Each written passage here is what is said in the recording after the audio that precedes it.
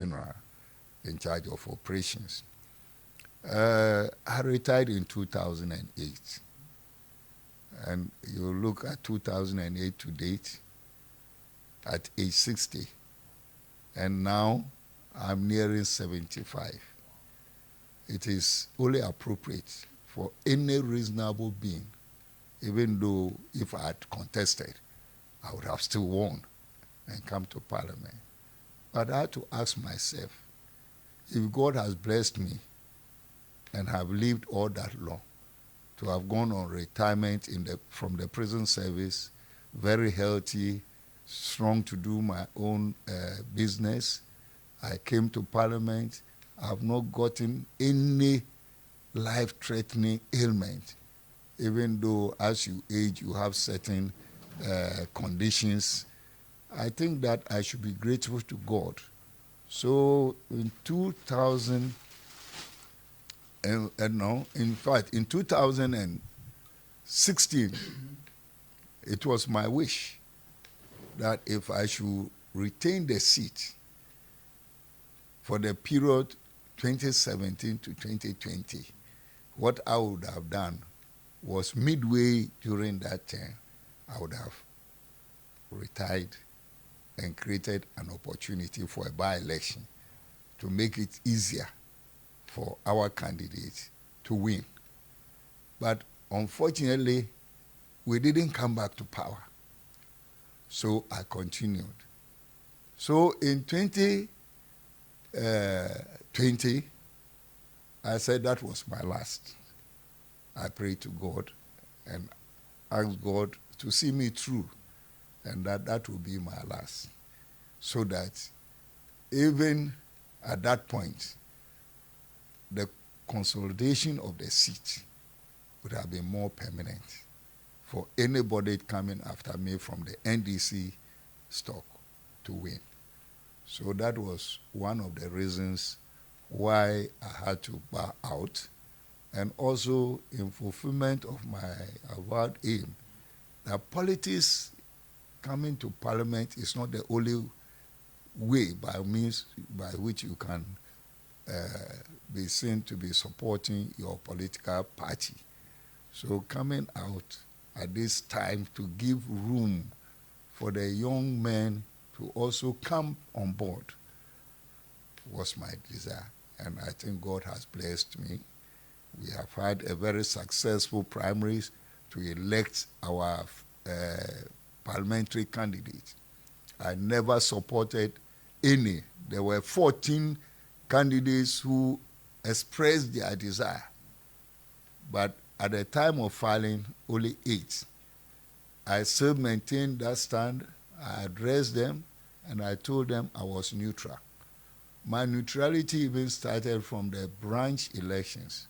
If you want to be a parliamentarian, you work through the branch elections and the constituency elections. I never got myself involved. I facilitated everything. And the same way, with them going for the primaries to elect the PC, I paid every fee that will ensure a successful elections, which the candidates themselves will bear testimony to it. And we went and had a successful one. Now, my main aim is to win the elections for NDC in Talensi. How easy would that be? It will be without you as a candidate. It will be very easy. I haven't stopped doing what I have been doing as MP, and I'm not going to stop until we have been able to take the seat. So my candidate is doing very well. Daniel Mahama is doing very, very well. And I know that our opponents are shivering, and they know whoever. In fact, the DCE was the one that everybody thought was coming, because he pronounced on air that since I was not coming, it was he who is the most popular candidate in Talensi to win the seat. Unfortunately, he was also beaten by somebody else that he least expected. And that person coming, naturally, he's just coming to warm his his feet or test the waters. But he cannot fly. He will not be able to fly come 7th December. Yes. In a few months, you will be 75. You've called it quit. There are many like you here in Parliament who are still going. Why do you think that is the case? Is it that there's a fear of leaving Parliament and what becomes of you? Because let's take it, some former members of Parliament are not doing well at all. And that is very, very true. The conditions of service of parliamentarians is really, very bad. And that is because of public perception. And at times when you sit back and you ask yourself, do they know what the parliament, the MP, his take-home pay is? Do they know that there's nothing called free buys for the MP? They don't know that the MP is his vehicle that he is using is through loan, which he is paying back to the financier. So they don't know that the parliamentarian maintains his own vehicle and buys fuel and pays for the services of his driver. They don't know all these things. So with that in mind, they look at the parliamentarian like somebody who is serving in the executive and will have free vehicles. He has driver, he has coupons to fill his cars, not only one, two or whatever number of vehicles he has. He can trek and go to his constituency, and in so doing, he is being fueled by the state. But if I want to go to my constituency, I must generate my own resources to be able to go. I want to do any intervention. If the common fund, which is now highly slashed by the current administration, it means that you have to pump in your own money to do some of these things. There are some people even in the ruling government who are members of parliament. They are MPs in opposition. They whip them when it becomes necessary. And after that, who cares about them? So you can see that because the MP has no conditions of service that will give him a guarantee for the future, you ask himself, I've gone to borrow money from the bank to run my campaign. I have all these debts surrounding me. How am I going to exit and be able to pay for it? And mind you, if at the end of this tenure, I'm not able to pay for the car loan, the bank will repossess the vehicle. Oh yes, and they have done it to so many MPs. They repossess their vehicles, sold them, and if you are lucky, you may get something out of it. And how much would that be? Because the bank will have to take all this money. So in so doing, you see that the MPs who might have lost their seats gradually start deteriorating. And it pains me having come from the security services. I'm on pension. I retired on my salary. At times you are here with us, you know that for well into the second month or the preceding month, before they will pay MPs, in the second week. But me, it doesn't affect me because I know my pension pay will go through my bank.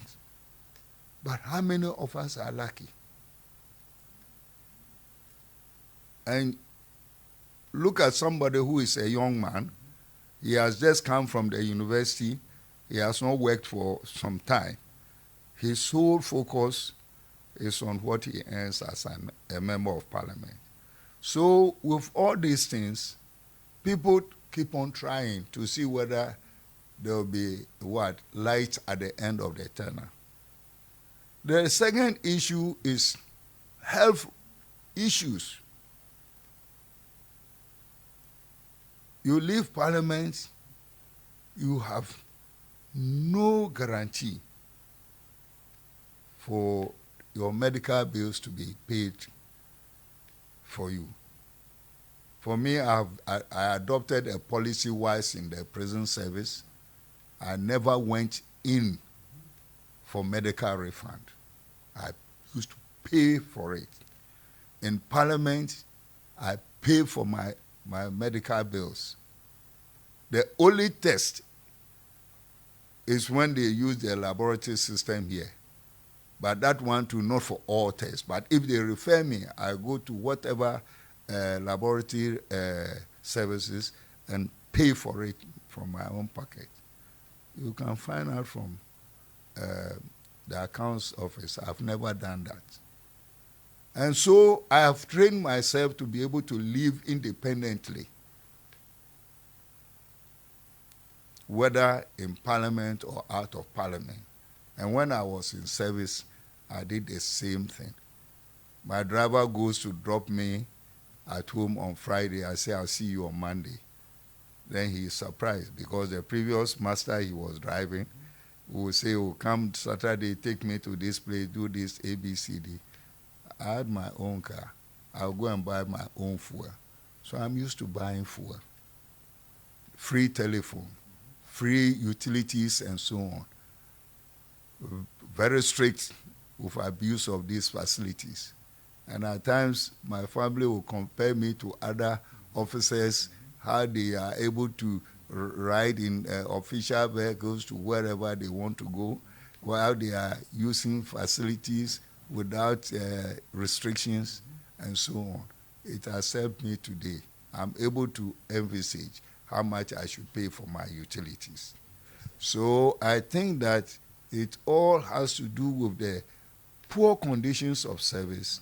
And also, we should also be mindful of the fact that once our colleagues have gone through very difficult times, we should also be very careful how we handle ourselves.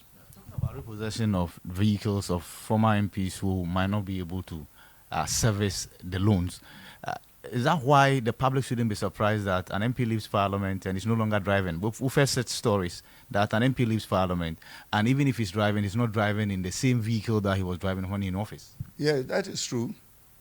That is true. And in that context, you see the expectations of your constituents. You would have made some friends. Will you say that they shouldn't come to you? Will you be able to cancel all what you have been doing? So if you get any small resource, you share it around and so on. At the end of it, you are the poorer amongst your constituents. Why then do you think many people are still queuing to enter Parliament? In fact, when it comes to third party primaries, huge sums of monies are paid, all manner of influences, all to come to this poverty-stricken chamber? Yes, it's all because if I should be advising whether the person will accept it, the normal behavior of every human being will be that, because you have passed there, you don't want me to also come in. Whatever is there, let me also come and see. It is after they have left their lucrative jobs. We have people who were well paid when they came here. They realized that their salaries were far in excess than what they are receiving in Parliament. Such a person regrets, but he cannot pull out. The self-ego is there. Oh, then people say he couldn't do that and he has run away. So the person continues to live like that. People have sold their properties to contest elections, from the primaries to the main elections.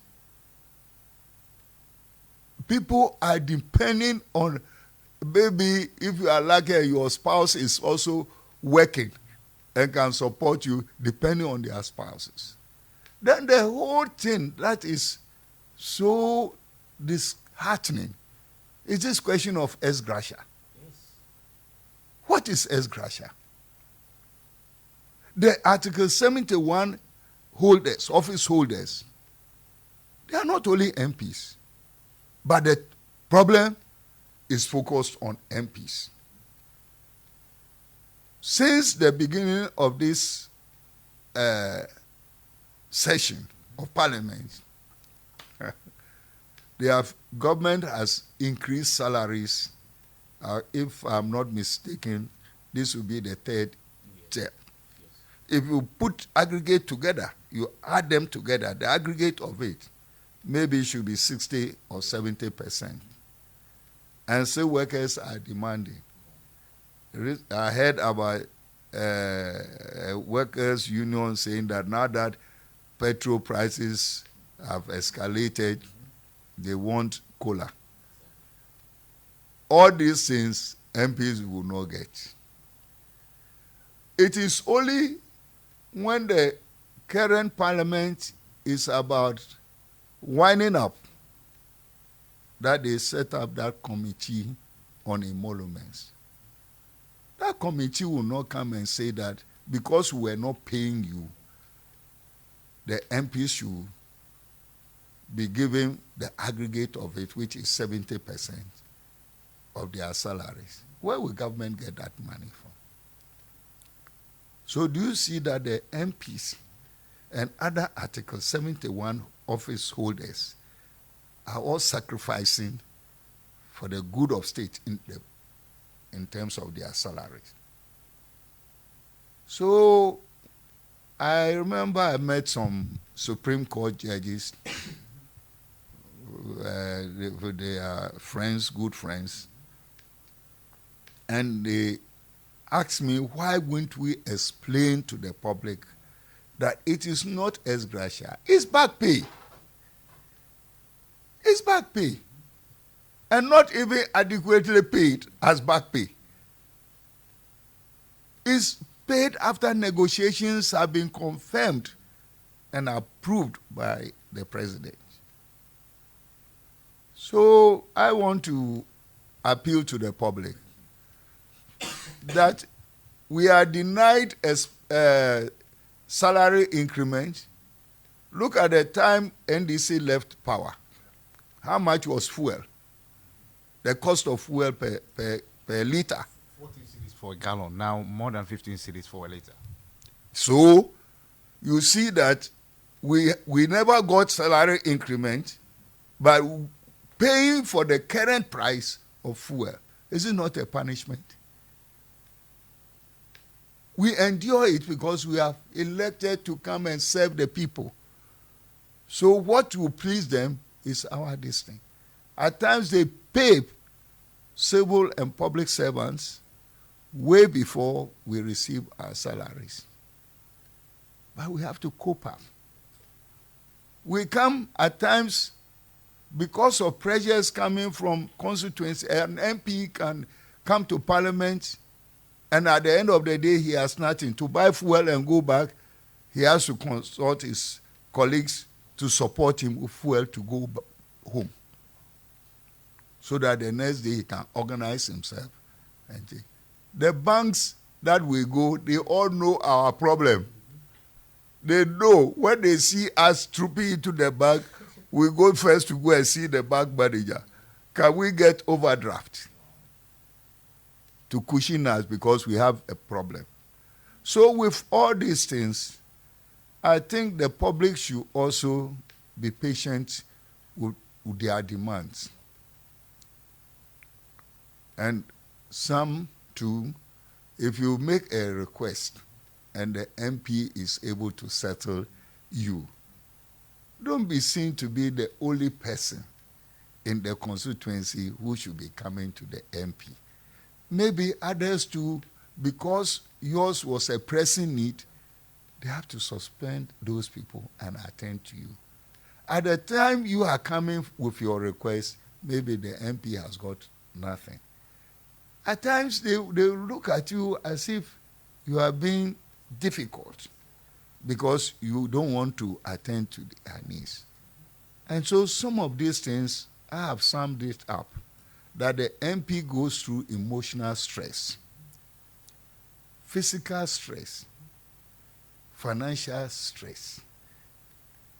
And the totality of it is the spiritual stress. And gradually, his health status begins to deteriorate. And if that happens, you know, stress is a silent killer. You leave Parliament, you go home, you don't have any source of livelihood. You have not been able to invest because everything that you are doing, whatever you earn, goes back to the people. So I want to plead with the public that they should understand that the MP, especially because we do not get free vehicles, we maintain them. You take somebody like me, you've said you were in Talensi. When I am going to Talensi now with the current price of fuel, how much will I spend to buy fuel to go? You go 2-3 times, your car is due for servicing. If you don't like wayside like me, I go to the dealers. When they finish, they give you their bill. You pay before they release the vehicle to you. Out of maybe not people seeing that you are impoverished, you clear your accounts to go and pick the vehicle. So these situations, at the end of it, if you go to primaries and you lose, you have gone to borrow money because they know that you are earning regular salary as member of parliament. The banks are prepared to deal with you. So you've taken the load, you've gone to contest primaries, and you have lost. If you win, then you are encouraged. You go for more loan. And then you go, and if you are not lucky, you don't come back to the house. So whatever they call as ex gratia, the bank will take all. If you are not able to pay, the bank has so many ways of getting you to settle it. Any property that you have, they garnish it, and then they will take it from you. Let's talk about the 8th Parliament. In fact, many people had high expectations for this 8th Parliament because of the closeness of the numbers. Yeah. 137, 137. Yeah. And especially with the Speaker coming from the other side. Yes. Do you think the 8th Parliament has been disappointing? Some people think what they expected the 8th Parliament to do for the country, they are not seeing it. You see, the 8th Parliament, as you rightly said, hung Parliament. It is not easy for even Mr. Speaker to preside over such a parliament. Very, very difficult. For the executive, they too, they find it very difficult. And on our side, we are supposed to be the beneficiaries of it. Now, if you take the e-levy, for instance, where I know you are driving towards that, it was a highly contentious issue. And they got it passed. But, I say but, with emphasis, from their side, they were encouraging us not to accept it. But when it came to voting, the whip system, you saw on that day the several hours of waiting for Parliament to be convened for that day. The maneuverings that was going on. People who had sworn that they will not vote for it had to vote for it. And of course, you don't expect as a human being everybody to be fit. It was even part of the COVID period, not so. Yes. And some people were hospitalized. So with such a situation, the numbers were not correct. But they could bring somebody in an ambulance to come and vote. Even in normal judicial suits or where trial, a sick man with valid medical report will not be compelled to stand trial until that person has fully recovered. So that he's of his right senses to be able to speak and speak intelligently and take decisions on his own. The person was on his sick bed. They brought him on in an ambulance. He should vote. Maybe even he couldn't raise the hand. They picked and thumbprinted for him. Somebody was in US. Whether it was the person who entered the chamber that day, only God knows. And then the speaker presiding that day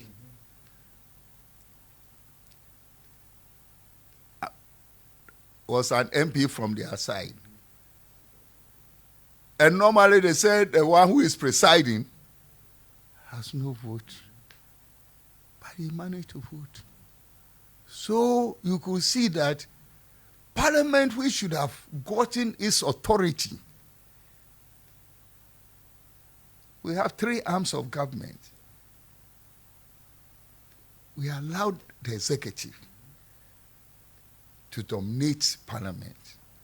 And that is why the hung Parliament has been a very difficult Parliament for the Speaker to be able to preside over things. Can we ever... So you've listened to that interview. There's still more of this interview to come. And so subsequently, we'll be bringing it to you, of course. Tomorrow we'll continue with this particular interview. It's my colleague, Ibrahim Al-Hassan, who sat down with a member of parliament for the Talensi Constituency, BT Baba, in that very intriguing, that very interesting interview. It's 9:29 a.m. You're still listening to The Morning Star. And it's World Brain Day. That's right. You heard it right.